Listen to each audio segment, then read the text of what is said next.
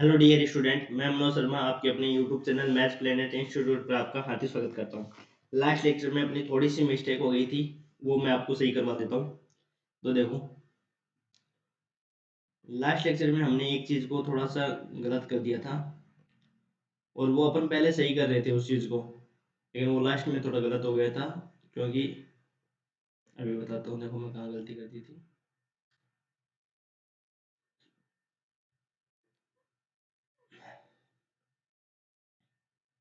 ये देखो, यहाँ पे देखो, इसमें अपन क्या कर रहे थे, यहाँ पे फैक्टोरियल 1/n हो गया था ना।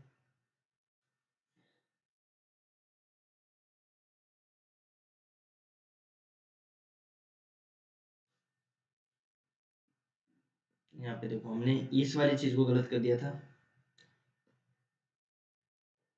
ये वाली चीज, जब इस वाले पद में से अपन उसको घटाएंगे ना, तो अपने पास क्या बचेगा? अपने पास सिर्फ बचेगा 1/(n+1) बचेगा सिर्फ। और 1/(n+1) क्या होता है? >0। कैसे? जैसे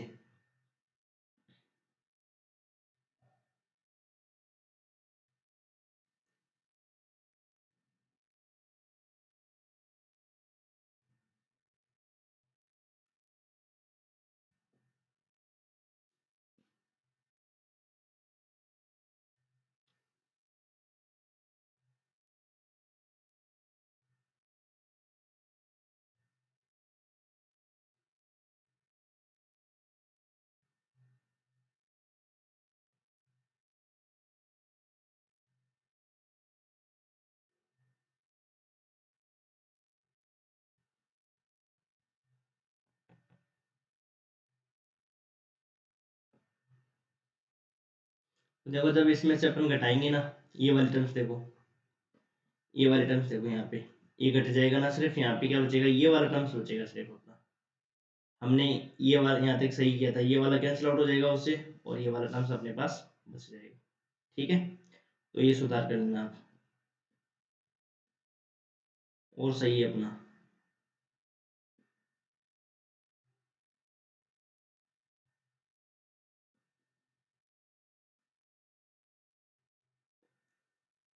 आज के लेक्चर में अपन करने वाले हैं थ्योरम, जो काफ़ी इम्पोर्टेंट है।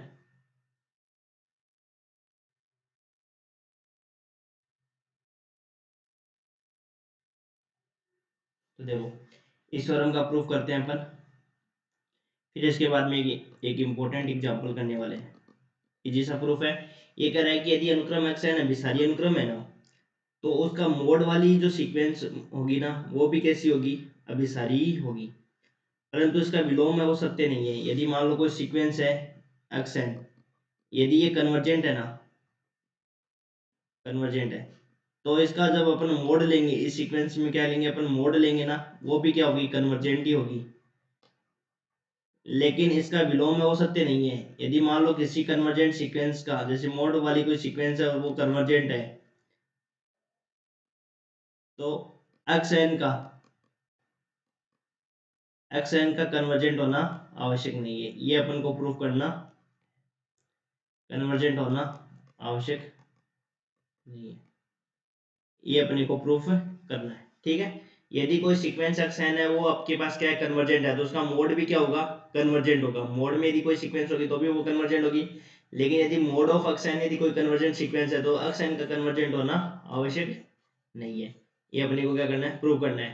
तो इसका विलोम अपन एग्जाम्पल से प्रूफ कर देंगे। देखो कैसे प्रूव करेंगे, थोड़ा जल्दी कर लेते हैं।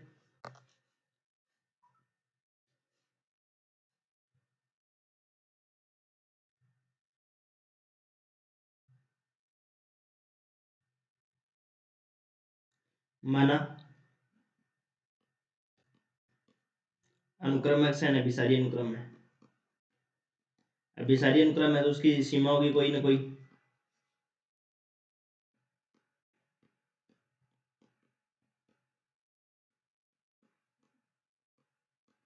अभिसारी अनुक्रम है, तब limit n tends to infinity x n equal to क्या हो जाएगा? l हो जाएगा। ठीक है, अब देखो, ये तो हमने क्या मान ली, इस सीक्वेंस को एक्सएन को सीक्वेंस मान ली, और ये सीक्वेंस को मैंने क्या मान ली, कन्वर्जेंट मान ली। अब इसके मोड को अपन को क्या दिखाना है, अभिसारी दिखाना है। तो मैं अब क्या लेकर चलूंगा, इसके मोड को लेकर चलूंगा। ठीक है, तो ये मोड कैसे डिफाइन होगा, यदि मान लो अपने को पता है कि यदि एक्सएन का मान क्या हो, पॉजिटिव यदि सीक्वेंस होगी तो इसकी जो सीक्वेंस होगा वो सीक्वेंस के टर्म कैसे होंगे, सारे पॉजिटिव होंगे। और यदि इसमें सारे सीक्वेंस क्या होंगे, यदि सारे पद है वो लेस देन जीरो है, तो इसके सारे पद कैसे होंगे, माइनस का एक्सएन होगा। अब अपन इसकी लिमिट की बात करते हैं, यदि इसकी लिमिट एल और पॉजिटिव एल आती है कि नहीं आती है वो देखते हैं अपन। तो देखो, सबसे पहला पॉइंट लिखते हैं। अब यदि दो केस ले ली, दो केस हो गए ना, पहला केस लेते हैं, ये भी यदि यदि एक्स एन है वो कैसी है, पॉजिटिव सीक्वेंस है हो, तो एक्स एन को क्या लिखेंगे, मोड ऑफ एक्स एन के बराबर लिखेंगे, ये लिखेंगे। अब लिमिट ले लो, अतः limit limit of x n क्या हो जाएगा अपने पास, लिमिट ऑफ एक्स एन क्या अपने पास एल ही है। तो यदि इस सीक्वेंस की लिमिट एल है और अपने पास दोनों तरफ यदि लिमिट लेते हैं, तो देखो ये जो एक्स एन है वो किसके बराबर आ गई, मोड ऑफ एक्स एन के बराबर आ गई। अब इस सीक्वेंस की लिमिट क्या अपने पास एल है, तो इस सीक्वेंस की लिमिट भी क्या होगी, एल ही होगी, और मॉडुलस अगर है तो इसकी भी लिमिट क्या हो जाएगी, एल हो जाएगी। तो यहाँ से अपन प्रूव कर दिया क्या, कि limit of mod of x n, इसकी लिमिट भी क्या हो गई अपने पास, एल हो गई। ठीक है, तो यहाँ से अपन ने पहले वाले केस में अपन ने दिखा दिया कि मोड ऑफ एक्स एन क्या है अपने पास, कन्वर्जेंट सीक्वेंस है, अभिसारी अनुक्रम है। अब दूसरे वाले केस को लेंगे, आगे समझ में। तो अपने मोड ऑफ एक्शन को डिफाइन कर दिया, मोड ऑफ एक्शन क्या होगा, एक बार पॉजिटिव होगा एक बार नेगेटिव होगा। तो पॉजिटिव वाले में यदि एक्शन बराबर क्या हो जाएगा, मोड ऑफ एक्शन, तो इसमें हमने प्रूव कर दिया कि सीक्वेंस कैसी हो जाएगी, अभिसारी अनुक्रम हो जाएगी। अब देखो second case,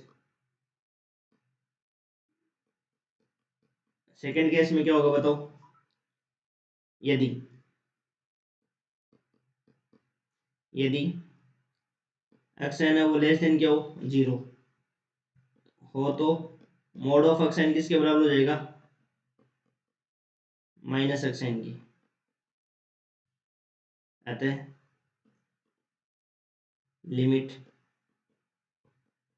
of mod of x n equal to हो जाएगा limit of minus x n. अब इसकी लिमिट क्या हो जाएगा, ये हो जाएगी अपने पास minus limit of x n, और ये किसके बराबर आ जाएगी अपने पास, माइनस एल के बराबर आ जाएगी। इसकी लिमिट क्या आई थी अपने पास, तो ये सीक्वेंस कैसी हो जाएगी अपने पास, माइनस एल आ जाएगा, और माइनस एल आ जाएगा तो ये भी किसी न किसी को कन्वर्ट करेगा। तो यहाँ से अपन लिख देंगे माइनस, तो ये वाली सीक्वेंस भी कैसी हो गई, अभिसारी अनुक्रम है। क्योंकि अभिसारी अनुक्रम है ना, वो एक तो पॉजिटिव एल की तरफ अग्रसर होगी और एक माइनस एल की ओर अग्रसर होगी। तो ये वाली जो सीक्वेंस है वो किसकी ओर अग्रसर हो जाएगी, माइनस एल की ओर अग्रसर हो जाएगी। तो दोनों केस में हमने क्या कर दिया, इसको कन्वर्जेंट सीक्वेंस सिद्ध कर दिया। तो फलतः यदि अनुक्रम एक्सएन अभिसारी अनुक्रम है, तो उसका उसकी जो मोड वाली सीक्वेंस है वो भी कैसी होगी, कन्वर्जेंट होगी। ये हमने प्रूव कर दिया। अभिसारी प्रूव करने के लिए दोनों की लिमिट को अपने को किसी न किसी पॉइंट को कन्वर्ज करना चाहिए था। अब इसका विलोम,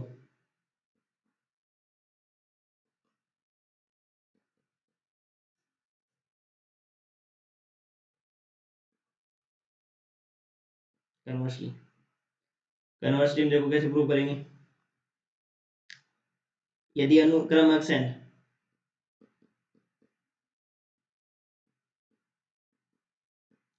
यदि अनुक्रम मोड ऑफ एक्शन क्या है, अभिसारी हो,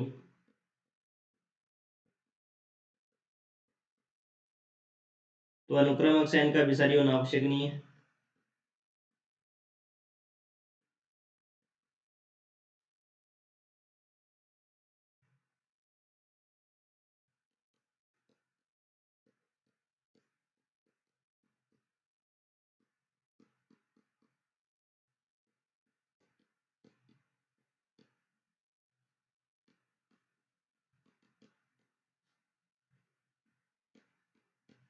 जिसे निम्न उदाहरण द्वारा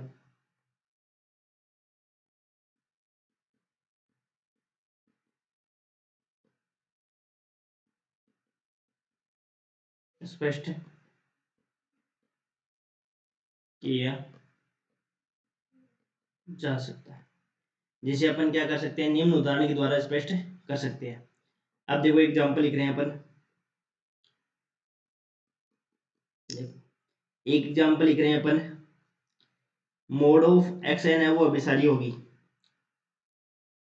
तो मैं ले रहा हूं एक example, mod of x n एक सीक्वेंस ले रहा हूं और वो सीक्वेंस अपने पास क्या है, -1 की पावर है, ये सीक्वेंस लिया है। इसका मोड करेंगे ना, तो जब इसके मोड करेंगे तो इस पद किसकी ओर कन्वर्जन करेंगे, 1 1 1 1, क्योंकि मोड में क्या आ जाएंगे, सारी वैल्यू पॉजिटिव आ जाएगी। तो ये सीक्वेंस किसकी ओर कन्वर्ज करेगा, 1 की ओर अभिसर करेगा। तो मोड ऑफ एक्शन क्या हो जाएगा,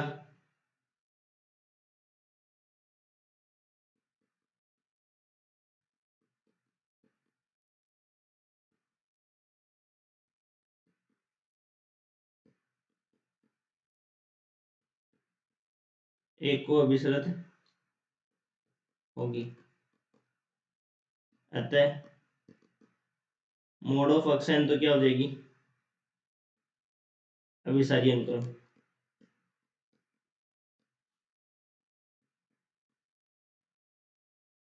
लेकिन यदि बात करें अपन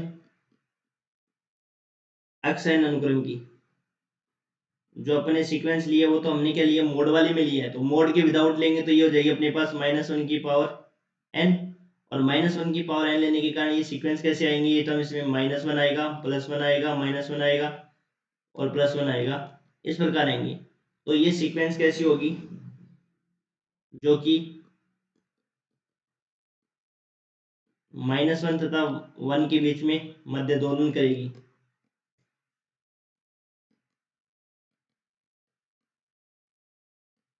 दोलन करेगी। अतः अनुक्रम एक्शन क्या हो जाएगी, दोलनीय अनुक्रम। तो हो गई ना, कि जो मोड वाली सीक्वेंस है यदि वो कैसी है, अभिसारी है, तो अनुक्रम का अभिसारी होना आवश्यक नहीं है, वो दोलनीय अनुक्रम भी हो सकती है और अभिसारी भी हो सकती है। दोलनीय अनुक्रम है, ये हमने क्या कर दिया, प्रूव कर दिया। एक बार वापस से इसको देख लेते हैं। देखो सबसे पहले मैंने क्या किया, ये बोल रहा है कि अनुक्रम एक्शन यदि अभिसारी अनुक्रम है तो उसका मोड होगा ना, तो मोड में जो सीक्वेंस बनेगी वो भी कैसी होगी, अभिसारी होगी। लेकिन यदि कोई सीक्वेंस मोड में यदि अभिसारी है ना, तो उस अनुक्रम का अभिसारी होना आवश्यक नहीं है। तो सबसे पहले मैंने क्या लिया कि अनुक्रम एक्शन को अभिसारी मान लिया, इसका मतलब किसी न किसी को लिमिट को क्या करेगा, कन्वर्ट करेगा। तो उसकी लिमिट को मैंने मान लिया एल है। अब मोड ऑफ एक्शन को मेरे को क्या दिखाना है, अभिसारी अनुक्रम दिखाना है। तो मोड ऑफ एक्शन को मैंने डिफाइन किया, एक्शन यदि ग्रेटर देन 0 है तभी पॉजिटिव मान देगा, अदरवाइज ये नेगेटिव मान देगा। तो दोनों केस में अपन ये सिद्ध करके दिखाएंगे कि ये दोनों, ये सीक्वेंस कैसी है, अभिसारी अनुक्रम है। तो हमने क्या लिया, सबसे पहले एक्शन को ग्रेटर देन 0 ले लिया, तो एक्शन है वो मोड ऑफ एक्शन किसके बराबर हो जाएगा, एक्शन के बराबर। यदि एक्शन है वो किसको कन्वर्ट कर रहा है, एल को कन्वर्ट कर रहा है, तो ये पॉजिटिव सीक्वेंस भी तो है और पॉजिटिव सीक्वेंस है, तो ये भी एल को कन्वर्ट करेगा। लेकिन जब अपन बात दूसरे केस की बात करते हैं तो उसमें क्या हो जाएगा, माइनस एक्शन हो जाएगा। तो ये किसको कन्वर्ट किया है, ये माइनस एल को कन्वर्ट किया, मतलब एल को तो कन्वर्ट किया, ये लिमिट कोई ना कोई लिमिट तो है ही, और कोई ना कोई लिमिट को ही कन्वर्ट करेगा, तो सीक्वेंस कैसी है, अभिसारी अनुक्रम। तो फलतः ये हो गया अनुक्रम एक्शन यदि अभिसारी अनुक्रम है तो मोड वाली सीक्वेंस भी कैसी होगी, अभिसारी होगी। लेकिन मोड वाली यदि कोई सीक्वेंस एक्शन अभिसारी अनुक्रम है तो एक्शन का सीक्वेंस का अभिसारी होना आवश्यक नहीं है। जैसे मैंने इसमें बात किया, एक्शन सीक्वेंस मैंने ये ली, जैसे -1 की पावर n ली, तो -1 की पावर n सीक्वेंस ली, तो मैंने पहले इसका मोड निकालू। तो मोड मैंने जब निकाला इसका -1 की पावर n, तो ये किसको कन्वर्ट कर रही है, 1 को कन्वर्ट कर रही है। किसको कन्वर्ट कर रही है, 1 को कन्वर्ट कर रही है। जबकि ये सीक्वेंस खुद किसको कन्वर्ट कर रही है, इसके जो टर्म्स देखेंगे -1 और +1 आएंगे, तो ये -1 और +1 के बीच में दोलनी करेगी, तो ये दोलनी अनुक्रम होगी। इसलिए कहा जाता है कि मोड ऑफ सीक्वेंस में यदि मोड ऑफ एक्शन वाली कोई सीक्वेंस है, वो यदि मान लो अभिसारी है, तो एक्शन का अभिसारी होना आवश्यक नहीं है। वो अभिसारी हो भी सकती है और नहीं है, परंतु इसका विलोम सत्य होना आवश्यक नहीं है। अब अपना एक सवाल और बचा है जो काफी इंपॉर्टेंट सवाल है एग्जाम के पॉइंट ऑफ व्यू से, बहुत इंपॉर्टेंट क्वेश्चन है वो, एग्जाम में पूछा हुआ भी है बहुत बार। Very important. फिर इसके बाद में यदि अपन देखेंगे कि उपानुक्रम की कोई यदि थ्योरम नहीं आ रखी है, उपानुक्रम से रिलेटेड कुछ, उपानुक्रम से कुछ नहीं आ रखा है, तो अपन क्या करेंगे, उपानुक्रम से यदि मान लो थ्योरम नहीं आ रखी है, सवाल वगैरह कुछ नहीं आ रखे हैं, तो उसको छोड़कर अपन डायरेक्ट कौशिक का सिद्धांत कर लेंगे।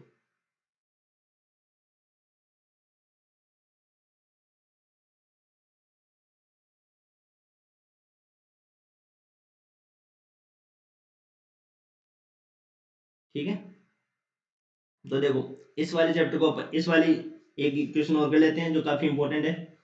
सिद्ध कीजिए कि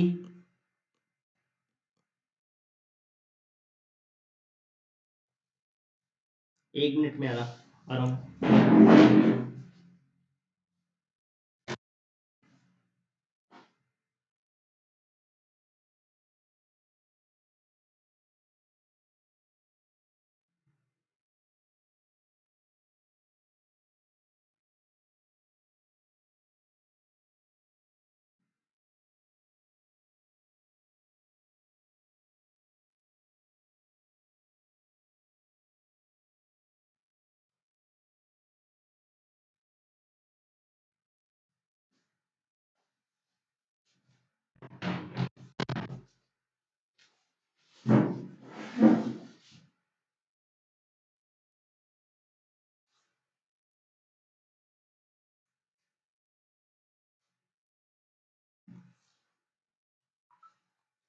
सिद्ध कीजिए कि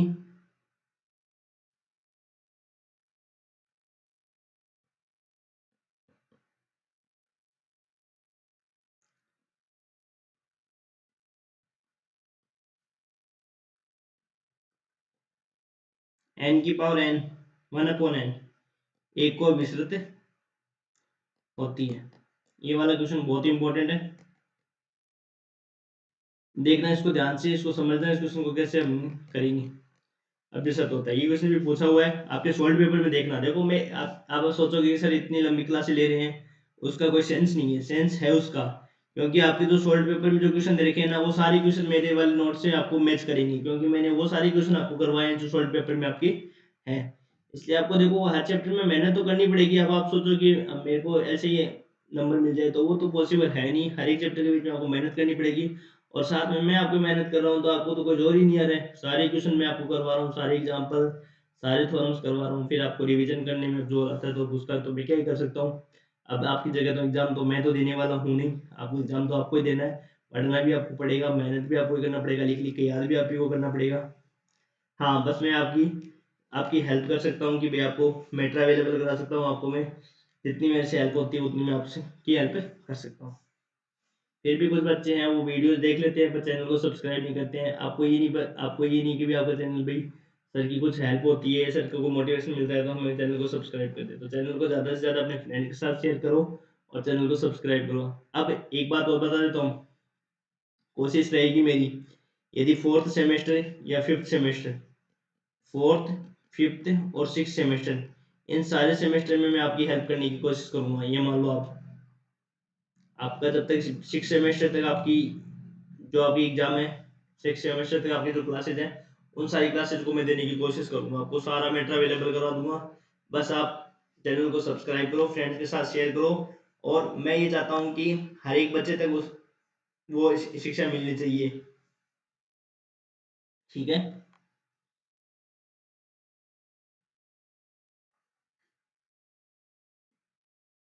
देखो एक क्वेश्चन करते हैं।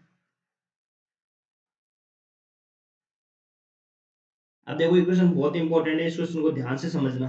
देखो अपने को एक सीक्वेंस दे रखी है, एक्स एन बराबर दे रखे एन की पावर 1/n, एक को अभिसत होता है, मतलब इसकी लिमिट जो होगी वो क्या होगी, 1 होगी। अब आपको पता है कि ये सीक्वेंस तो क्या दे रखी है, एक्स एन बराबर तो अपने को ये दे रखी है एन की पावर 1/n, एक्स एन है ना, वो अपन ये सीक्वेंस मान ली, तो इसको 1 को कन्वर्ट कर रही है, तो यदि अपन ये चीज प्रूव कर दे, x n minus one less than epsilon और n is greater than n naught के लिए, एन नोट अपन कुछ निकाल लेते हैं उसकी वैल्यू, और n is greater than n naught के लिए अपन एक्स एन माइनस वन का जो डिफरेंस है वो लेस देन किससे कर दें, एप्सिलॉन से कर दें। तो अपन इसको ये लिख देंगे limit n tends to infinity x n equal to 1 हो जाएगा। फिर इसको लिख देंगे limit n tends to infinity x n अपने पास क्या n की power 1 upon n equal to 1, ये प्रूव कर देते हैं। ठीक है, और ये मैंने बताया था अनुक्रम की परिभाषा, वही अनुक्रम की परिभाषा इसमें अपन लगाने वाले हैं। तो देखो कैसे लगाएंगे, थोड़ा सा इसको याद भी रखना है। देखो कैसे याद रखोगे, थोड़ा स्टार्टिंग में याद रखना है। देखो कैसे याद रखेंगे अपन इसको। सबसे पहले देखो, माना माना कि एक्स एन बराबर क्या हो जाएगा, एन की पावर 1 अपॉन एन, और इसको मैं मानूंगा 1 प्लस ए की पावर 1 प्लस ए एन मानेंगे, जहां ए एन क्या है, ग्रेटर देन 0, और for every n belongs to n के लिए मैंने इस वाले पद को क्या मान लिया, ग्रेटर देन 0 मान लिया। तो सबसे पहले क्या कर लिया, एक्स एन बराबर एन की पावर 1 अपॉन एन, और इसको मैंने मान लिया 1 प्लस ए एन। ठीक है, अब देखो एन की power 1 upon n equal to अपने पास क्या है 1 प्लस ए एन, यहाँ से 1 अपॉन एन की पावर उधर जाएगी तो क्या हो जाएगा, ये 1 प्लस ए एन की पावर एन। ठीक है, अब बाइनोमियल थ्योरम से 1 प्लस एक्स की पावर एन का एक्सपेंशन क्या होता है, 1 plus n x, n n minus 1 upon factorial 2 x square. इस प्रकार से पद चलते रहते हैं। तो देखो 1 plus n into a n plus n n minus 1 upon factorial 2 a n का square plus so a n की पावर एन, ये अपने पास आ जाएगा। ठीक है, इतना कवर हो गया आपका। अब देखो यहाँ से समझो कि यहाँ पे अपने पास क्या है, एन है।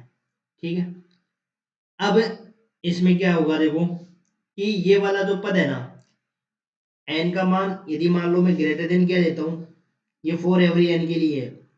अब अपन एक स्टेप लिखना चाहते हैं कि एन का मान है ना, ए एन तो अपने पास क्या है, पॉजिटिव ही है ऑलवेज। ठीक है, और एन इज ग्रेटर देन 0 के लिए ए एन का मान तो क्या है, ऑलवेज ग्रेटर देन 0 है। तो इस चीज को अपन क्या लिखेंगे, देखो एन का मान किससे बड़ा मानेंगे, एन का मान तो बड़ा मानेंगे इस वाले पद से बड़ा मानेंगे, n n minus 1 upon factorial 2 है, तो फैक्टोरियल 2 को मैं क्या लिख सकता हूँ, 2 लिख सकता हूँ इंटू ए एन का स्क्वायर, और ए एन यहाँ पे क्या है, फॉर एवरी एन के लिए अपन ये वाली बात लिख सकते हैं, और यहाँ पे ए एन क्या है, greater than 0 for every n belongs to n. ठीक है, अब देखो एन एन माइनस 1 अपॉन 2, इस वाली पद से एन तो बड़ा ही होगा, कुछ भी मान के देख लो, एन का मान रख लो। देखो ए एन वाला तो पॉजिटिव मान होगा। ठीक है, ए एन का मान मान लो जैसे 2 रखो, तो 2 रखोगे ना, तो 2 रख दिया यहाँ पे, 2 इंटू 1/2, तो 2 है वो 1 से बड़ा हो जाएगा, ये वाला मान तो पॉजिटिव होगा, तो 2 से है वो मान 1 बड़ा है, तो n का मान है वो इस वाले मान से बड़ा हो जाएगा। तो ये वाला पद है ना, n n minus 1 upon factorial 2 है, इस वाले पद से ये मान क्या हो जाएगा, बड़ा हो जाएगा। ठीक है, इस वाले पद से इसका मान अपन क्या लिख देंगे, बड़ा लिख देंगे।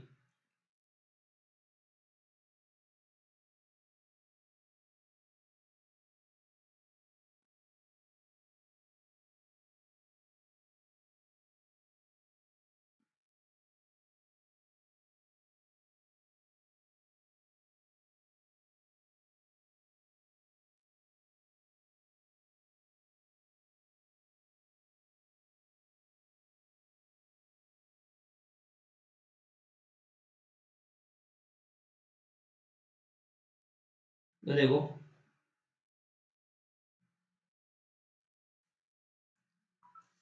यहां से अपन लिख देंगे n का मान n n minus 1 upon factorial 2 a N square वाले पद से क्या लिख देंगे, बड़ा लिख देंगे।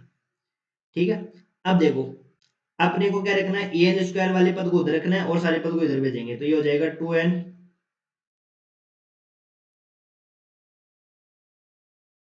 n n माइनस 1, और यहाँ आ जाएगा ए एन का स्क्वायर। तो जब इसको सोल्व करेंगे ना, तो ए एन स्क्वायर वाला पद तो बड़ा है,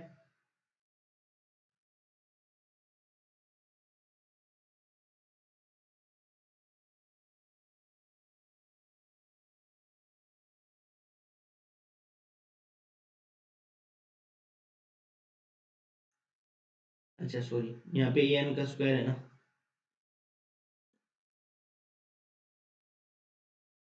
एक सेकंड वापस करते हैं।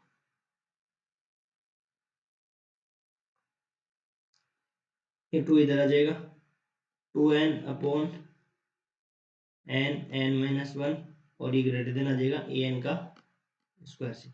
ठीक है, अब देखो आगे वाले पेज पे चलते हैं। यहाँ पे हो जाएगा अपने पास क्या, n से n कैंसिल आउट हो जाएगा, और ये हो जाएगा अपने पास an का स्क्वायर, ये वाला पद छोटा है किससे, 2/n-1, और यहाँ से an का मान क्या हो जाएगा अपने पास, √2/n-1, और ये वाली चीज वैलिड हो जाएगी n का मान ग्रेटर देन 2 से ज्यादा के लिए। भैया n से 2 वाले पे 1, n का मान 2 से कम तो ये डिफाइन ही नहीं होगा। ठीक है, तो यहाँ से क्या हो जाएगा, ये वाला जो मान है an लेस देन √2/n-1 है ना, ये वाला मान किससे छोटा हो जाएगा, एप्सिलॉन से छोटा हो जाएगा। भाई छोटे से छोटा धनात्मक पूर्णांक क्या आएगा, अंडर रूट में, है ना। तो अब देखो इसको थोड़ा सोल्व करते हैं, और अपन ये वाली चीज प्रूव कर देते हैं। क्या प्रूव कर देते हैं, n is greater than n naught के लिए।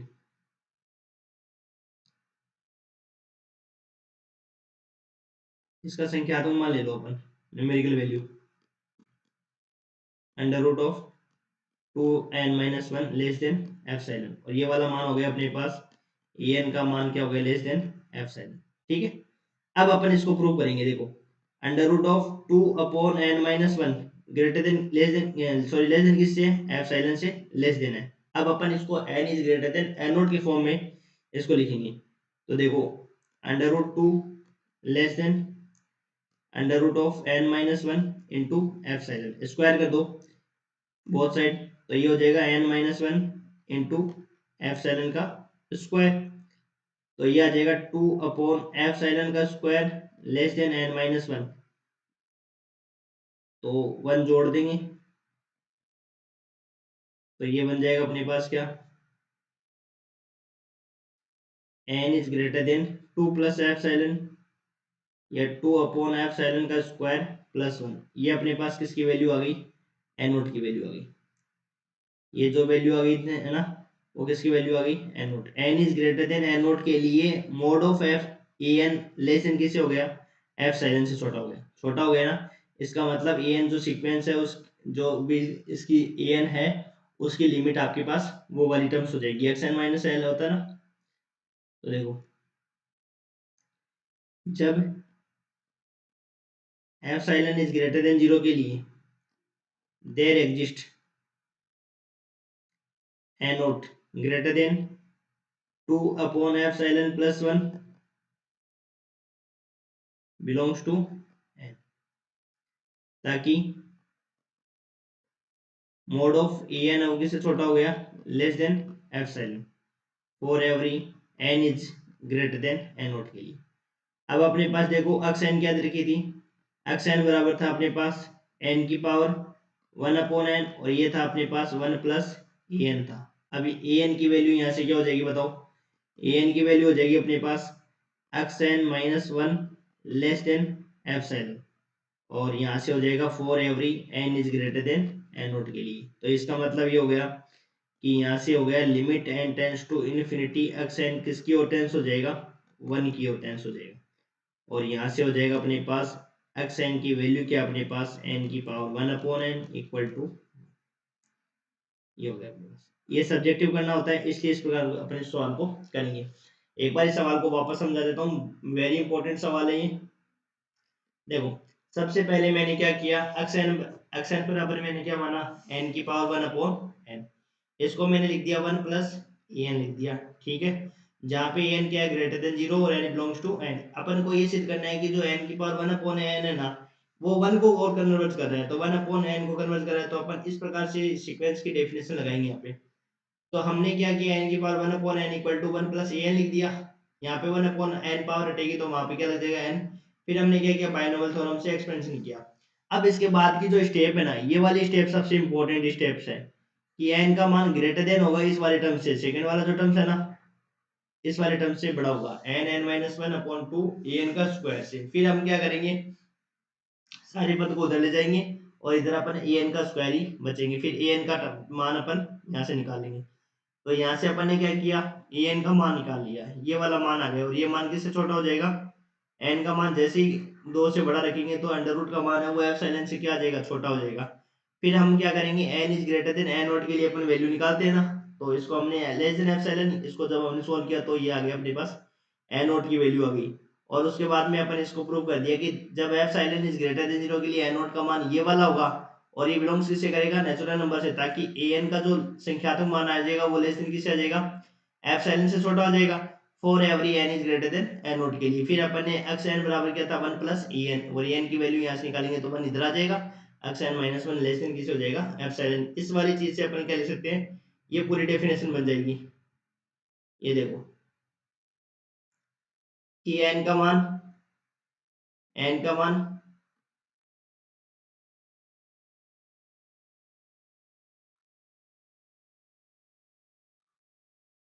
ये वाली अपने पास क्या डेफिनेशन हो जाएगी, देखो